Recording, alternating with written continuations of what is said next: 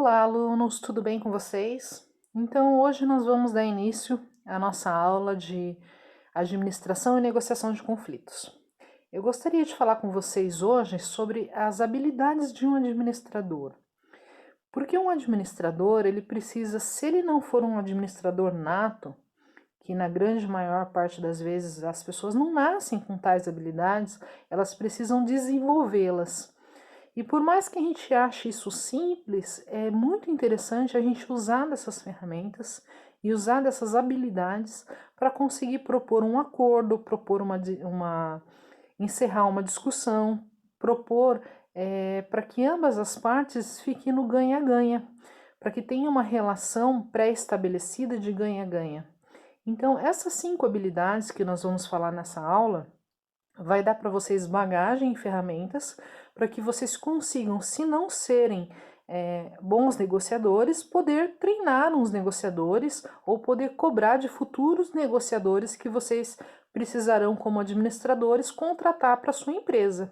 Então, é fundamental que essas habilidades sejam muito bem vistas e revistas, ensaiadas e desenvolvidas para que vocês consigam ter o sucesso, o resultado nas suas discussões, nas suas negociações. Então, a nossa habilidade número 1, ao meu ver, é a mais difícil, parece ser a mais simples e a mais natural possível, mas tudo que é simples não quer dizer que seja fácil, né? Então, nós vamos falar sobre paciência. Quem nunca perdeu a paciência ou quem nunca chegou irritado em algum lugar e acabou extravasando com uma pessoa que não tinha nada a ver com aquela situação, ou quem nunca passou despercebido por um dia que estava simplesmente aleatório, distraído ou ausente naquele momento e perdeu uma boa oportunidade de um bom acordo ou de uma boa resolução. Então a paciência realmente é uma habilidade que a gente consegue sim desenvolver com práticas terapêuticas, com práticas didáticas, com práticas rotineiras, as mais rotineiras possíveis. E a gente tende a falar sobre paciência, o que faz eu perder a paciência? Então, para eu saber, sabendo o que faz eu perder a paciência, já é meio caminho andado, que se chama os gatilhos. Então, se eu sei que alguma coisa me irrita, ou me tira do sério, ou de repente são coisas que fazem com que eu não fique no meu estado emocional bom para aquele momento de negociação, para aquele momento de discussão, eu vou me preparar antes, eu vou criar a estabilidade, né, de ter uma paciência, de ter um espírito mais calmo para que eu consiga resolver as coisas da melhor forma possível. E com isso sair ganhando ambas as partes, né, principalmente a empresa que eu estou defendendo, que eu estou negociando por ela. Então, como é que eu faço para desenvolver a paciência? Eu vou dar um exemplo muito comum, um exemplo muito fácil que todo mundo pode se identificar. Então, suponhamos que você perca a paciência de ver louça suja na pia todos os dias quando você chega do trabalho. E que as pessoas que deveriam lavar as louças, a louça que foi usada, não lavou e aquilo todo dia te irrita. Então, aquilo é um gatilho para que você perca a paciência. Então, como é que eu posso lidar com essa situação da melhor forma e trazer um resultado para que aquilo seja diferente? Eu preciso, então, me preparar, saber que eu vou chegar em casa e vou encontrar aquela louça e propor acordos. Olha, eu vou lavar essa louça, mas fulano de tal vai fazer outra tarefa, vai fazer o jantar, vai pôr uma roupa na máquina, vai dividir as tarefas domésticas, né? O que precisaria ser feito. Então, tudo depende de um acordo também, mas eu preciso, antes de explodir, ter a paciência e entender que o meu gatilho é olhar aquela louça suja e não sair gritando ou explodindo com as pessoas que não fizeram o que tinha que ser feito, porque isso não vai levar a lugar nenhum. Então, eu preciso sim que as pessoas tragam mais clareza sobre o que tira a paciência delas. No trabalho, por exemplo, vamos colocar um exemplo bem rotineiro no trabalho também, já vamos levar para o lado da cozinha, que eu acredito que seja uma coisa que todo mundo, obviamente, todo mundo usa a cozinha, e a gente acaba ficando irritada com pessoas que usam copos, xícaras e deixam em cima da pia, ou simplesmente fazem o seu lanche ali no refeitório da empresa e não limpam. E depois o próximo vai ter que chegar lá e vai ter que limpar aquela bagunça para que possa fazer o seu lanche ou sua refeição. Então, eu identificando esse meu gatilho, que eu vou chegar lá e vou ver aquela bagunça, eu vou ver aquelas migalhas, eu vou ver aquela louça usada na empresa ou na minha casa, eu consigo prever isso e já negociar com a pessoa. Olha, eu vou ter que reportar isso ao supervisor, caso isso venha continuar acontecendo, ou se for em casa propor um acordo, olha, eu não vou fazer o jantar porque eu tive que lavar a louça. Então, tudo são acordos, mas eu preciso manter a minha calma, a minha paciência, para que eu consiga, sim, um melhor acordo, um melhor resultado nessa minha tarefa de negociação. São 5 pilares, são 5 habilidades que um bom negociador deve ter. Então, a paciência foi a primeira delas. A segunda é a resiliência. O que é resiliência, professora? Resiliência nada mais é do que eu me colocar no lugar do outro, eu entender qual é a dor do outro. Por que ele não lavou aquela louça? Será que ele estava tão ocupado ou será que foi desleixo? Por que será que para ele não é importante aquilo e para mim realmente me afeta de tal maneira que eu perco a minha paciência? Então, claro que isso é simplesmente um exemplo muito simplório do que isso pode acontecer, mas a gente se colocar no lugar do outro muitas vezes evita muito conflito. E além de evitar muitos conflitos, a gente consegue também mais simpatia das pessoas, mais colaboração das pessoas, quando eu simplesmente pergunto, mas o que você realmente precisa? Mas o que vai te fazer mais feliz dentro dessa empresa? O que está te faltando aqui? Está te faltando mais horário, mais reconhecimento, mais apoio financeiro? Não é sempre que a gente consegue entregar para a pessoa o que ela precisa, o que ela solicitou. Mas o simples fato de eu me colocar no lugar dessa pessoa e ela sentir a resiliência, ela sentir que eu me pus no lugar dela e que eu dei ouvidos para o que ela, para a necessidade específica dela, isso já vai fazer o caminho muito mais fácil para uma negociação, para uma discussão, o fim de uma discussão, um bom acordo. Então, a resiliência é a nossa segunda ferramenta. A nossa terceira ferramenta é a persistência, porque não é na primeira tentativa que muitas vezes a gente consegue. E às vezes tentativas são desgastantes, né? Eu tento uma primeira vez, não deu certo, eu tento a segunda vez, não deu certo. Então eu não posso simplesmente largar a mão e não vou mais fazer mais nada.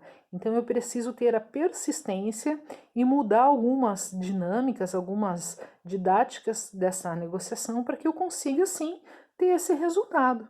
Então essa persistência vai fazer com que eu também alcance os meus resultados, independente se isso vai ser desgastante ou não. Sempre uma negociação é desgastante, sempre uma discussão, uma negociação, um querendo uma coisa, outro querendo outro, vai exigir muito do emocional e do profissional negociador. Então, a persistência é a terceira ferramenta, não menos importante do que a paciência e a resiliência. A nossa quarta ferramenta, a gente vai falar sobre o poder de persuasão. A persuasão é o poder que eu tenho de convencer a outra pessoa do que eu quero.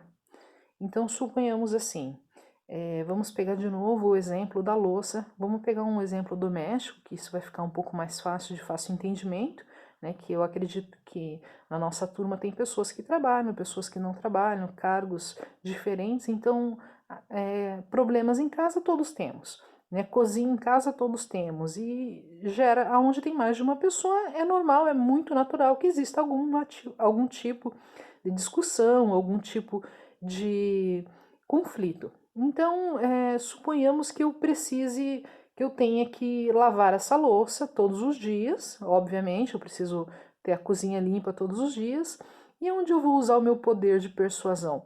O que eu tenho de moeda de troca para que aquela pessoa, seja meu filho, meu marido, quem mora comigo, o meu colega de trabalho, se for no refeitório da empresa, para que eu consiga convencê-lo a fazer o que eu quero. Então eu preciso ser muito convincente no que ele vai ganhar ou no que ele vai perder se ele deixar de fazer aquela determinada tarefa. Então, o que eu posso usar como moeda de troca? Olha, eu não vou fazer o jantar hoje, um exemplo, porque não foi lavada a louça. Então, o tempo que eu ia fazer o jantar, cada um vai comer o que tiver e eu vou lavar a louça, porque eu não gosto de ver a louça suja. Então, no caso do refeitório da empresa, o que eu posso fazer? Qual que vai ser o poder de persuasão? Você chegar na pessoa e convencê-la, falar, olha, você acha realmente que faz sentido eu reportar isso ao seu superior, sendo que é uma tarefa tão simples, você quer esse ponto negativo na tua história dentro da empresa por uma simples bagunça no refeitório? Então, esse poder de persuasão, eu usei exemplos aqui muito simplórios, muito pequenos, mas isso a gente pode usar em momentos muito grandes. Então, por exemplo, o poder de persuasão de uma troca de função, de uma troca de salário, de uma mudança de unidade, eu preciso que você saia dessa unidade e vá para outra. Como que eu vou convencer o outro a fazer o que eu quero? Então, sempre é muito bom eu ter isso em vista, o que é importante para o outro e como eu vou convencê-lo. Esse poder de persuasão é fundamental também na nossa habilidade de negociador. E por último, a escutativa.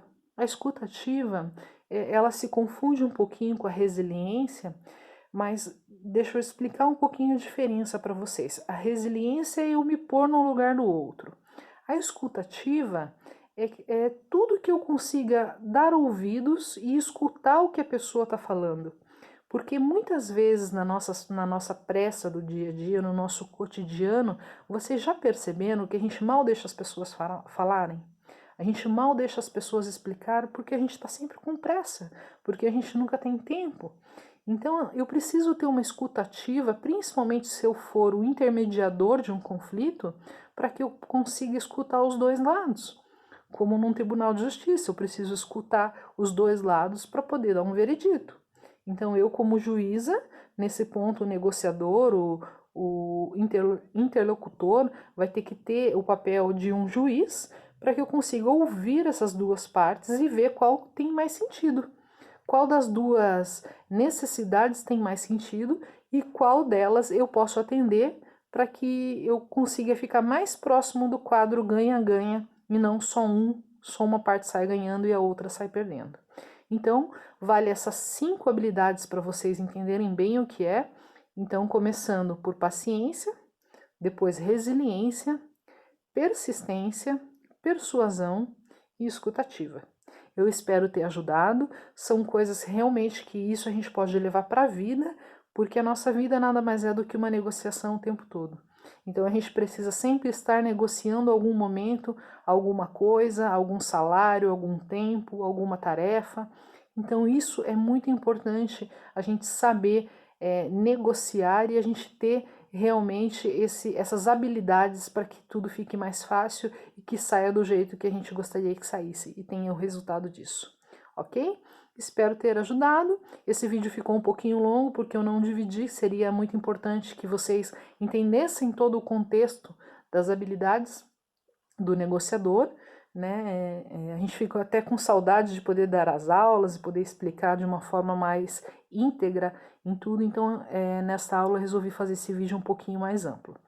Eu fico à disposição para que se vocês tiverem alguma dúvida, mas eu acredito que se vocês forem realmente fazendo anotações, procurando o que significa cada um e identificando pessoalmente o que cada um tem como pessoal, qual é o meu gatilho que me tira a paciência, aonde eu posso ser mais resiliente, aonde que eu não consigo ter o poder de persuasão, cada um com a sua particularidade vai entender e vai procurar resolver da melhor forma possível, ok? Bons estudos para vocês. Eu quero novamente falar aqui que eu estou com saudades, que esse momento está demorando, né? Eu também acho que está demorando bastante, mas vai passar. E logo, logo a gente vai se ver pessoalmente. Sintam-se todos abraçados e com muita saudade aqui da professora Karina Carvalho. Espero que vocês tenham gostado do vídeo. Até a nossa próxima aula. Muito obrigada!